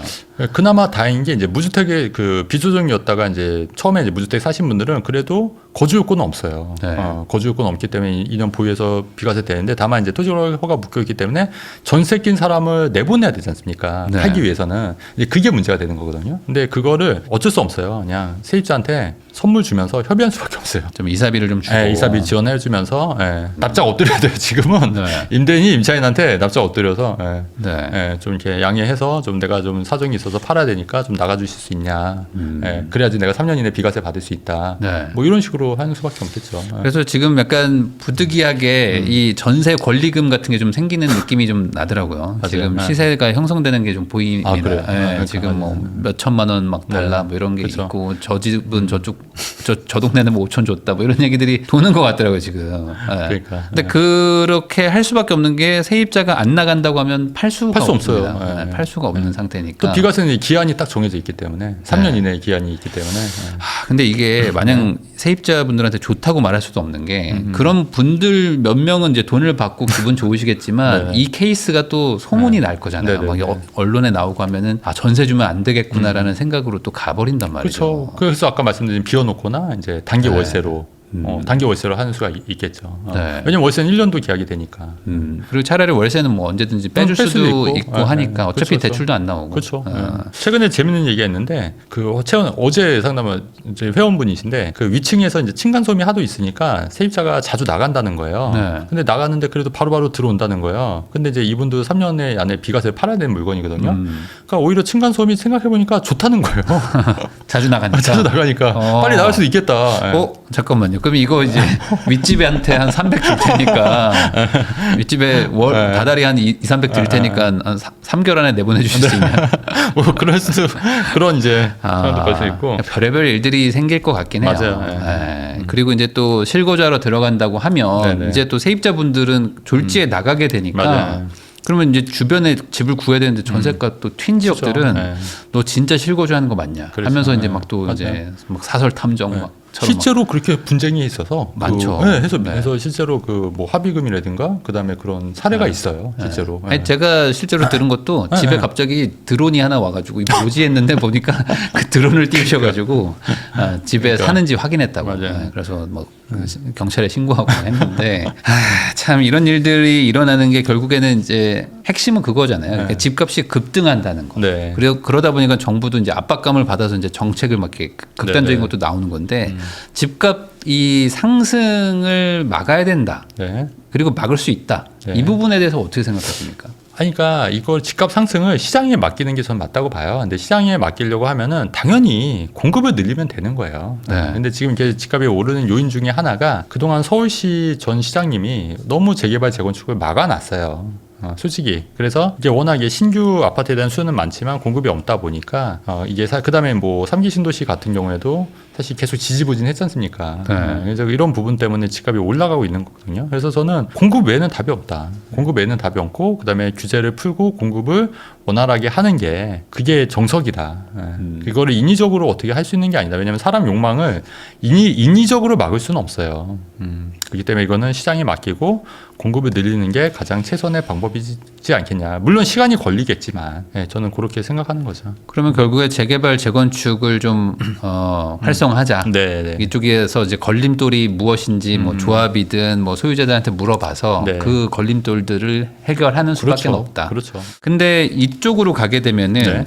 결국에는 너무 부자들을 더 부자 만들어준다. 이런 내용들도 있잖아요. 그런 주장들. 근데 사실은 그게 집값 안정화시킬 수 있는 좋은 방법이에요. 그렇게 따지면 우리가 이 규제로 인했던 노무현 정권도 그렇고 문재인 정권도 그렇고 사실 집값 상승이 가장 컸지 않습니까? 네. 사실 박근혜 정부나 윤석열 정권에서는 그다음에 이명박 정권에서는 집값 상승이 그렇게 크지 않았어요. 그러니까 항상 규제를 하니까 집값이 폭등하고 전월세 가격이 폭등했던 경험들이 있지 않습니까? 그러니까 사실 그렇다고 하면은 이건 답이 아닌 거를 이제 알아야죠. 이건 답이 아니구나 이걸 깨달아야죠. 근데 아직도 이거를 깨닫지 못하니까 이게 문제라는 거고. 그럼 반대로 지금 공급을 하는 게 아니라 약간 공급을 약간 막게 되는 꼴이 된 것도 있잖아요. 맞습니다. 투기가을지구도 막 묶어버리면서 네. 그러면 이주비도 안 나오고 하니까 네. 그러면은 이 상황에서는 청약을 노리던 분들은 오히려 아주 안 좋아진 거겠네요. 근데 꼭 그렇지만은 않은 게 저는 현금 부자들은 진짜 청약에 있어서는 정말 좋은 시대인 것 같아요. 현금 네. 부자에서. 왜냐면은 아까 말씀하신 반포 1단지도 지금 이제 트리니원 같은 경우에도 당첨만 되면 2-30억 정도 되는데 근데 그거를 30억 정도 현금 들고 있으신 분들이 없을 거예요. 많이. 물론 이제 그래도 경쟁률 많이 나오겠죠. 많이 나오는데 그래도 충분히 돈 있으신 분은 할만하다. 근데 네. 이제 이게 가점이 아무리 높아도 돈이 없으신 분도 있지 않습니까? 거기다가 요번에 중도금 대출도 60에서 40%로 낮춘다는 얘기도 있는 거고 네. 또 여기는 또 후분양제이기 때문에 빨리 이걸 맞춰야 되거든요, 잔금을. 근데 그런 분들은 이제 오히려 청약시장에서 엄청난 기회를 볼 수가 있는 거죠. 그래서 저는 한편으로는 이런 생각도 드는 게 이거를 진짜 사다리 끊어놓고 본인들 정치인들 자식들을 위해서 이런 정책을 내놓는 건 아닐까. 왜냐면 자식들은 어떤 식으로라도 청약을 할 수가 있는 거잖아요. 현금을 또 이렇게 증여해서 하거나 빌려서라도 할 수 있는 거니까. 어쨌든 현금 부자들은 충분히 청약에 있어서는 굉장히 좋은 시대가 된 건 맞는 것 같아요. 특히 무주택자. 그럼 현금이 없는 분들은 청약 쪽은 사실상 포기해야 되는 수준이 되는 걸까요? 그렇죠. 근데 이제 이 특별 공급 있지 않습니까? 생애 네. 추초라든가 다자녀 특별 공급이라든가 노부모 부양 공급이라든가 이런 특별 공급은 그나마 일반 공급보다는 경쟁률이 좀 낮아지고 당첨 확률이 올라가니까 그런 분들은 한번 해볼 만하고 최근에 이제 저희한테 상담 받고 하셨던 분도 요번에 특공으로 당첨이 되신 분도 계시거든요. 네. 네, 그래서 그런 쪽으로 전략을 하셔야 되는데 그러니까 이거를 본인이 이제 파악해야 돼요. 내가 어떤 지금 포지션인지 내 가점이 높은지 내 특별 공급이 자격이 되는지 아니면 현금이 많은지 이런 포지션별로 청약의 좀 가능성을 좀 베팅해 볼까? 근데 그게 안 되면은 이제 또 다른 전략을 찾아야겠죠. 근데 이제 내년도도 신규 입주 물량도 급감하고 네. 지금 돌아가는 걸 보면은 뭔가 새로 더 착공도 쉽지 않아 보이고 맞아요. 이러기 때문에 마냥 기다리는 게 맞나 이런 생각들을 하시는 거 아니요, 같아요. 그러니까 일단은 전 청약은 항상 이게 넣어야죠. 그래도 할 수 있는 한에 넣긴 넣고 이제 왜냐하면 내가 이제 당첨된다는 보장은 없는 거니까. 네. 네. 그래서 제가 항상 강조하는 게 청약은 내가 선택하는 게 아니라고 말씀드렸어요. 네. 청약은 선택받는 거다. 선택받기 위해서는 여러 번 넣어야죠. 아니, 근데 이제 지금 이제 전세 만기 되시는 분들이 제일 고민하는 게 네. 전세 한번 더 갱신권 써서 우선은 살면서 청약 노려볼까 아니면은 네. 그냥 물량도 없다니까 빨리 그냥 집 살까 이걸 제일 고민하시잖아요. 그렇죠. 저는 근데 가급적 집을 빨리 사는 게 어떤 방법으로든지 청약으로 하시든지 아니면 그러니까 무주택자 얘기 말씀드리는 거예요. 무주택자는 지금 살 수 있는 거니까. 그러니까 무주택자는 가급적 빨리 사는 게 맞지 않겠냐. 예. 물론 지금 좀 이렇게 추이를 좀 지켜보시면서 이제 금매물이 좀 나오면은 좀 그런 금매물 위주로 사시는 게 어떨까. 금매물이 좀 나올 수 있는 또 조건들이 되거든요. 왜냐면 아까 재건축 2개 있는 지역에 급하게 팔아야 되시는 것도 있고 또 내년 5월 9일이 이제 양도세 중과가 그게 연장이 될지 안 될지 모르겠지만 네. 그 이전에 팔려고 하는 분명히 다주택자 매물도 있을 거고 주택임대사자 풀려서 파는 매물도 있을 거거든요. 왜냐면 그게 8년 이제 됐으니까. 네. 그래서 그런 매물들을 잘 노려서 해보시는 것도 저는 괜찮을 것 같다는 생각이 듭니다. 이미 다주택자이신 분들은 개수 줄이기를 계속 해야 될까요? 맞습니다. 예. 저도 그래서 좀 개수를 지금 계속 줄이고 있고요. 예. 그리고 이제 비조정 지역에 있는 데는 사실은 이제 중과 대상은 아니잖아요. 그래서 이제 비조정 지역에 갖고 있는 것들은 조금 이제 시간을 좀 벌 수 있으니까 좀 천천히 파셔도 되는데, 그러니까 다주택자 중에 이제 서울에 있는 여러 채 있으신 분들 있지 않습니까? 네. 그런 분들은 무조건 내년 5월 9일 전까지는 파셔야 돼요. 예. 좀 그래서 이제 버텨본다는 분들도 있거든요. 그냥 보유세 내면서 버티겠다.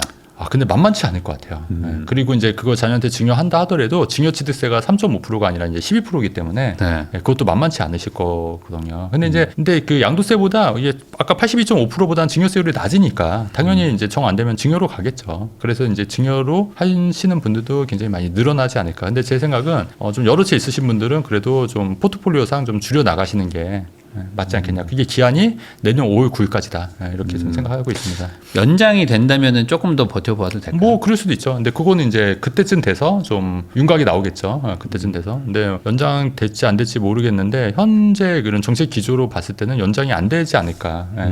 이렇게 되는데 연장이 되면 정말 다행일 것 같아요. 지금 1주택이신 분들 중에서 마음에 안 든다. 내 집 마음에 안 들어서 막 네. 이제 팔고 넘어가야지 하다가 지금 완전히 스탑되신 네네네. 분들이 사실 많거든요. 맞아요. 이런 분들은 지금 어떻게 해야 될까요? 이런 분들은 이제 토지거래 허가는 이제 기존 주택을 6개월 이내 처분 조건이 있거든요. 네. 근데 이제 6개월 이내 팔리면 좋은데 지금 상황은 6개월 이내 안 팔릴 수도 있는 거예요. 네. 그래서 가장 중요한 게 어쨌든 자기 거를 먼저 파셔야 돼요. 네. 먼저 파시고 나서 이제 옮기셔야 된다. 그러니까 이게 비과세는 뭐 3년이지만 토지거래 허가에 들어가려면 6개월 이내 처분이 돼야 되기 때문에 요거는 이제 반드시 이제 인지하셔야 되고 그다음에 또 하나 생각해 볼 게 뭐냐면 토지거래 허가가 이제 2년만 실거주 하시면 돼요. 네. 그러니까 내가 이제 2년만 실거주하고 나머지는 내가 전월세 살겠다. 그러니까 2년만 좀 고생하겠다. 이런 마인드로 좀 하시면은 좀 선택지가 조금 더 넓어지지 않을까. 그러니까 무조건 계속 사는 게 아니니까. 네. 그런 부분도 좀 참고해서 의사결정하시면 좋을 것 같아요. 그러면 지금 세입자가 있는 집을 가지고 있는 분 네네네. 이런 분은 원래 그냥 누가 전세 끼고 산다고 하면 팔아야지라고 그렇죠. 했는데 네. 갑자기 지금 못 팔게 됐잖아요. 이런 분들은 그러면 뭐 예를 들어 소위 말하는 이사비를 그렇죠. 주더라도 네. 팔고 좀 옮기는 게 낫겠다. 네네. 가볍죠. 왜냐면 잠잠할 때, 시장이 잠잠할 때가 오히려 이제 갈아타기는 좋은 시기예요. 다만 이제 이런 1주택이신 분들은 내 집을 싸게 팔아야 되니까 이게 못 파는 거예요. 네. 근데 상시로 가기 위해서는 내 집을 싸게 팔아야지 살 수가 있는 거예요. 싸게 팔아야지. 그러니까 그거를 너무 아까워 생각하지 마시고 이거를 투자라고 생각하셔야 돼요. 내가 싸게 판 만큼 이게 투자다. 새로운 도약을 위한 투자다. 이런 마인드로 하셔야지 팔 수가 있는 겁니다. 내 것도 조금 싸게 팔고 내가 갈 동네도 어쨌든 지금 좀 조정이 좀 올 수도 있으니까 그렇죠. 그럴 네. 때 좀 같이 옮겨간다. 맞습니다. 라고 생각하시는 게 좋을 것 같습니다. 지금까지 최진권 대표님 모시고 최근 부동산 시장에 대해서 다양한 이야기 한번 나눠봤는데요. 이 워낙 복잡하기도 하고 또 어려운 시장이니만큼 이럴 때 또 마음이 또 약간 좀 약하신 분들, 좀 걱정 많으신 분들은 우선 나중에 좀 지켜보자 뭐 이런 생각을 하실 것 같기도 해요. 그렇지만 또 이렇게 좀 눌려 있을 때가 오히려 또 기회일 수도 있다는 거 한번 생각해 보시면 좋을 것 같습니다. 귀한 시간 내주셔서 시청해 주신 거 감사하다는 말씀 전하면서 저도 대표님하고 인사 나누도록 하겠습니다. 오늘 나와주셔서 감사드립니다. 네, 감사합니다.